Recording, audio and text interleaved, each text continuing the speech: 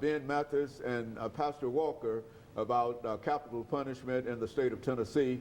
And Mr. Ola Tashunti has given us quite a bit of information relative to his incarceration and his stint on death row, and we'll get back to him. But Ben, let's see if we can pick up with you in terms of some of the things that you've tried to do since you have been released, in terms of trying to keep people from following perhaps your footstep, to keep them out of jail in a real sense, out of trouble. Well, Dr. Haney, I'm affiliated with a group called the Dirty Dozen. I imagine you've had them on your show before.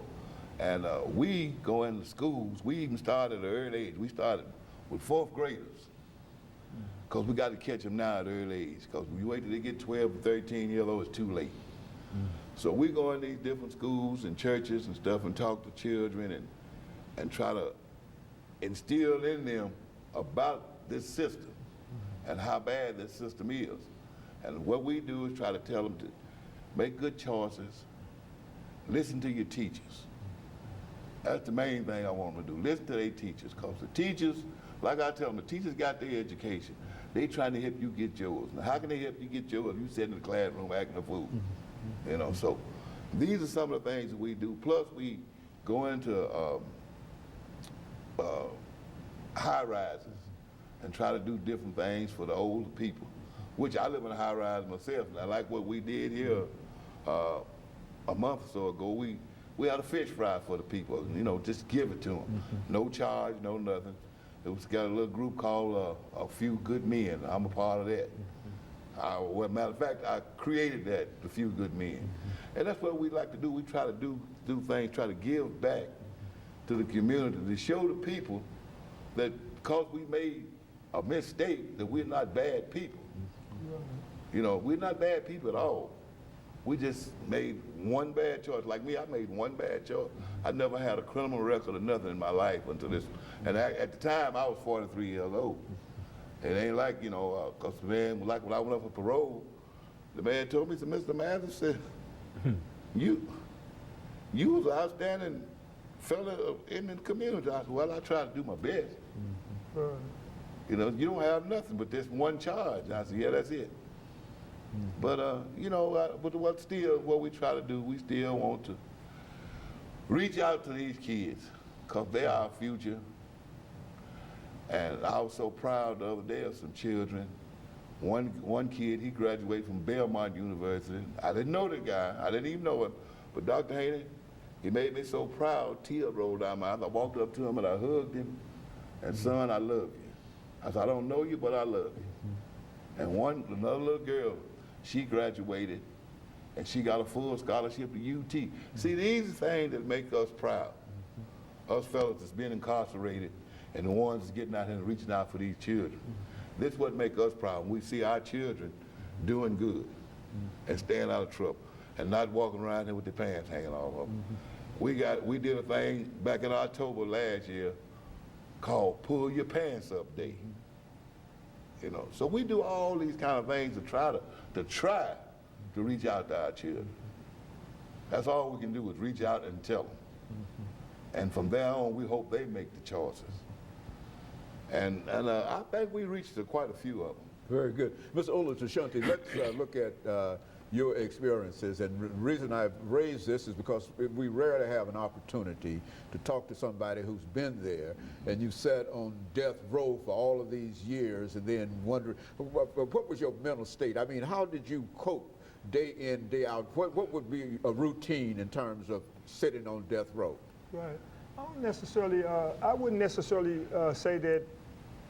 Certainly there are routines, but and they probably can vouch for this, I don't think that there's no such thing as really a routine day in prison, because you never know what's going on. What did you do every day in Right. No, I understand that.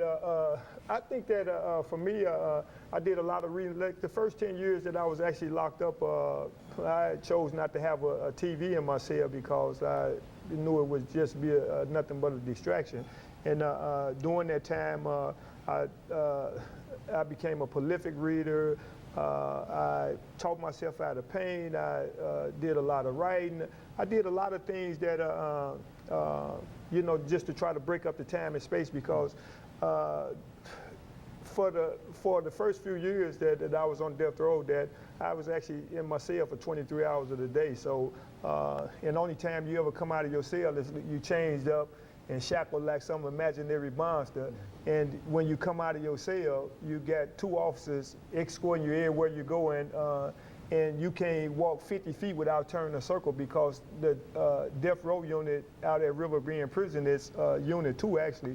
You do everything in there. The only time you come out of that building is to go to court, if you have to go to the infirmary or the hospital or something that's bringing you outside that building, because everything else you do in there, you eat in your cell.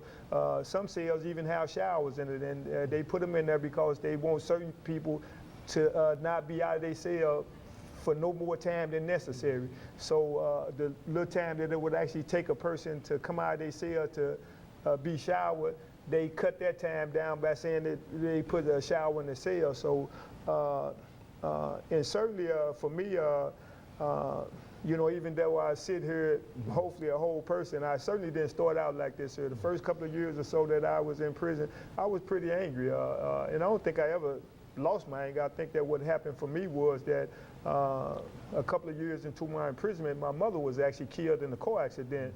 And I mean, I was already low, but at that point, I couldn't be hurt no more.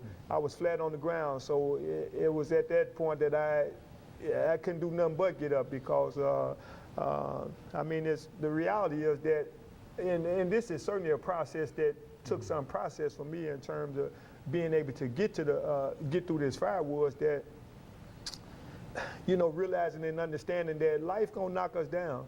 But what's important is how we pick ourselves back up. And I think that, like being said, and I mean, even Pastor Walker, the work that they've been doing out here, you know, since they've been home, and I'm out here doing the same work that I'm sure that I know Ben was doing inside, just like I was, and probably him, in terms of trying to reach, you know, young people and let them know the seriousness about, you know, the situation. But I certainly seen people on death row. I got a good friend out there that they have to give them a shot once a month. And you know, if they can get somebody a shot once a month to lay you down for a whole month, there's got to be some powerful stuff. But they give them a shot once a month. And prior to this guy actually mentally, you know, becoming messed up, I mean, this guy, if it wasn't for him, I wouldn't have my GED. I was one of the people while I was sitting on death row that I chose to get a GED, because I never internalized the ideal or belief that I wouldn't be beyond, that they was gonna actually do what they, you know, was talking about doing to me. So like I said, I did everything that I possibly could to elevate myself mentally. And you know, while I was on death row, me and a couple of guys, I don't know if you guys remember, it was a kid in 1995, I think his name was James Rollins. He was actually killed. He was 13 for a starter jacket by another kid.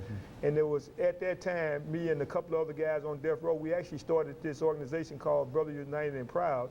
And it was strictly getting guys in where we was to reach out to young people and try to make a difference in their lives based on some of the stuff that we was actually seeing at the time. So very good. Let's let Pastor Walker close us out for today by making some statements in reference to what you believe in reference to what we ought to do. You've got about half a minute to do. Well, you know, Dr. Haney, that's the whole downside to this whole death penalty thing, because you take some overzealous prosecutors that's willing to do anything and everything just to obtain a conviction so it can look good on their record, on their resume, you know, to build them up. But and then send some young black man or some young white man or some young white black woman, for that regard, in that respect, to the prison system for no apparent reason at all. And it's a bad situation, Dr. Haney, that should be looked in, should be corrected, because now you take, this man spent 20 years on death row and then another 8 years in the prison system before he was finally released from the system. All of this for a crime that he didn't even commit, hadn't even been in the state. Very good. And of course, let me thank all of you for your participation, and let me encourage our audience to tune in again next week for another informative edition of Comments. Thank you and good morning.